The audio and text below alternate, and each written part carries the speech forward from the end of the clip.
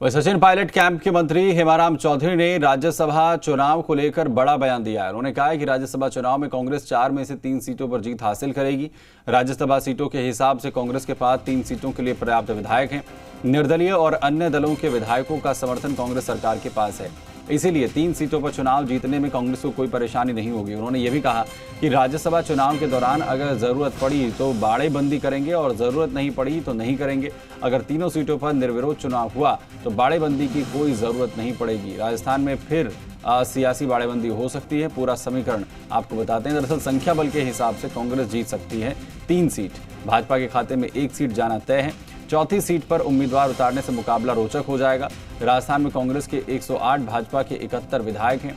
वहीं 13 निर्दलीय हैं। आरएलपी के 3, बीटीपी के 2, माकपा के 2, आरएलडी का 1 विधायक है। कांग्रेस के पास 126 विधायकों का गणित है।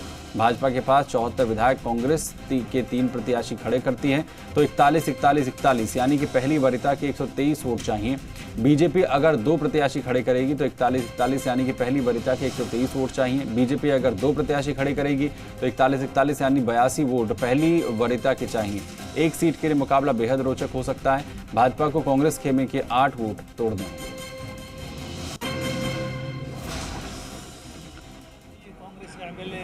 चुनाव हो जाएंगे 10 तारीख को पता लग जाएगा नाराज है कि नहीं है।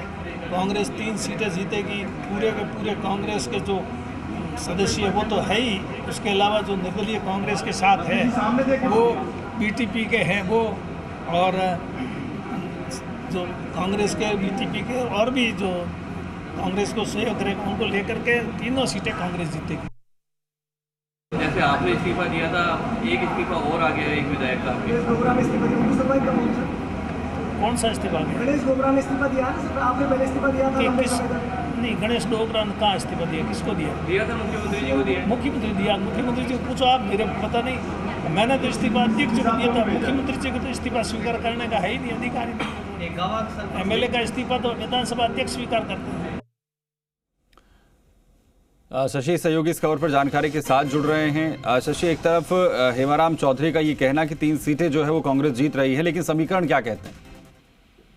देखिए सुमित, मोटे तौर पर समीकरण देखा जाए तो कांग्रेस के पक्ष में है। 3 सीट जा रही हैं कांग्रेस के पक्ष में, लेकिन वो उसी सूरत में है बहुत आसानी से जब बीजेपी दूसरा प्रत्याशी नहीं उतारती है। लेकिन अगर बीजेपी दूसरा प्रत्याशी उतारती है तो आप ये समझ लीजिए कि कांग्रेस की तरफ से पूरी संभावना है कि बाड़ेबंदी की जाए, क्योंकि निर्दलीय विधायकों को साधना। आपको ध्यान होगा कि जब प्रदेश में राजनीतिक अस्थिरता का दौर आया था जुलाई अगस्त 2020 में, तब भी कुछ निर्दलीय विधायक बीजेपी की तरफ आकर्षित हो रहे थे, बातचीत करना चाहते थे, लेकिन सरकार ने किसी तरीके से उन विधायकों को मना लिया।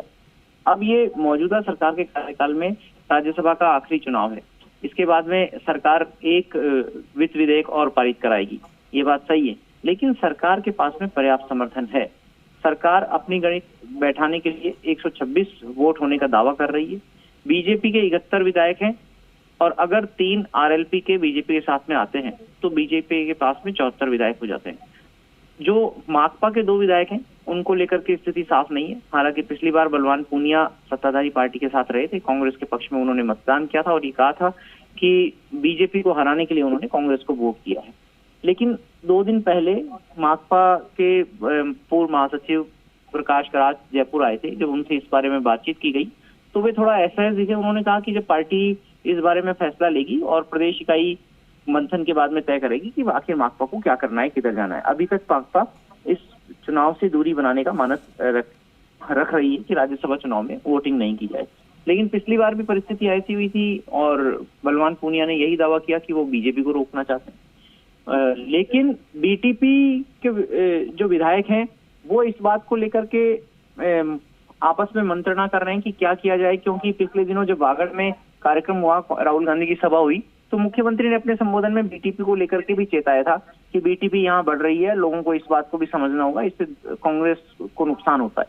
और गणेश घोगरा जो डूंगरपुर के विधायक हैं वो अपना इस्तीफा मुख्यमंत्री को सौंप चुके हैं। हालांकि जैसा अभी हमने सुना, हेमाराम कह रहे थे कि मुख्यमंत्री को इस्तीफा सौंपने का अधिकार नहीं है, और जब हेमाराम ने इस्तीफा दिया था उन्होंने विधानसभा अध्यक्ष को दिया था। ऐसी सूरत में हेमाराम तो ये बताना चाह रहे हैं कि गणेश घोगरा केवल दबाव बना रहे हैं, लेकिन वो दबाव कितना कारगर रहा है।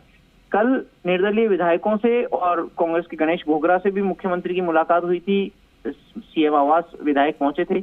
और एक बात और देखिए, 2 दिन पहले सरकार ने मुख्यमंत्री सलाहकार समिति में नियुक्तियों के आदेश जारी किए हैं और उस सलाहकार समिति में जो मुख्यमंत्री के सलाहकार बनाए गए थे, आपको ध्यान होगा पिछले वर्ष मंत्रिमंडल विस्तार के तत्काल बाद जो सलाहकार बनाए गए थे, उन सलाहकार को अब सलाहकार समिति में आधिकारिक रूप से दर्जा देकर के और बाकायदा सरकार ने सूचना जारी की है। अब इन विधायकों को भी संतुष्ट करने की कोशिश दिख रही है जो मुख्यमंत्री सलाहकार परिषद में।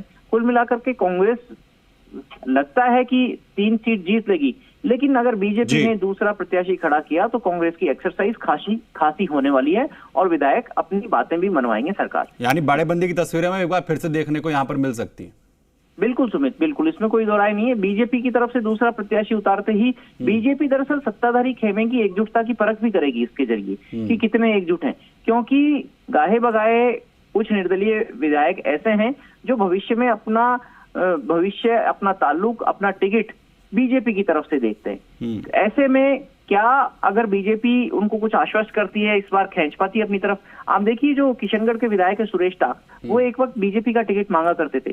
संदीप यादव जो तिजारा के विधायक हैं, वो बीजेपी के नेता रहे हैं, बीजेपी से वहां उन्होंने स्थानीय निकायों में प्रतिनिधित्व किया है और बीजेपी का ही टिकट क्लेम कर रहे थे। बाद में बीजेपी ने टिकट नहीं दिया तो बसपा से जीत करके आ गए, ये बात अलग है, लेकिन फिर भी संभावनाएं काफी है। ओम प्रकाश हुड्डा पिछली बार खुद बीजेपी के विधायक थे और जब लोकसभा चुनाव हुए तो 200 सीट पर उनकी पत्नी की तरफ से दावेदारी जताई जा रही थी। ऐसे में 3 वोट अगर बीजेपी ये ले लेती है तो बीजेपी को उसके बाद में 5 वोट में और सैन लगाने की जरूरत पड़ेगी कांग्रेस खेमे में। कांग्रेस खेमे में इसलिए कह रहा हूं कि ये जरूरी नहीं है कि ये वोट कांग्रेस के ही हो, क्योंकि अगर कांग्रेस का कोई विधायक वोट देता है तो वोट दिखा करके देना होता है राज्यसभा चुनाव में, उसकी अयोग्यता हो जाएगी। इसलिए वो विधायक जो कांग्रेस पार्टी के टिकट पर चुनाव जीत करके आए हैं वो इसमें कोई रिस्क नहीं लेंगे, लेकिन निर्दलीय विधायकों को अगर बीजेपी किसी तरीके से साथ पाई तो बीजेपी बड़ा खेल कर सकती है। यानी 8 सीटों का जो है सारा खेल यहाँ पर नजर आएगा, जिसके दौरान ये तमाम एक्सरसाइज जो है वो बीजेपी करती हुई नजर आएगी। बहरहाल बहुत शुक्रिया शशि हमारे साथ जुड़ने के लिए, इस तमाम जानकारी।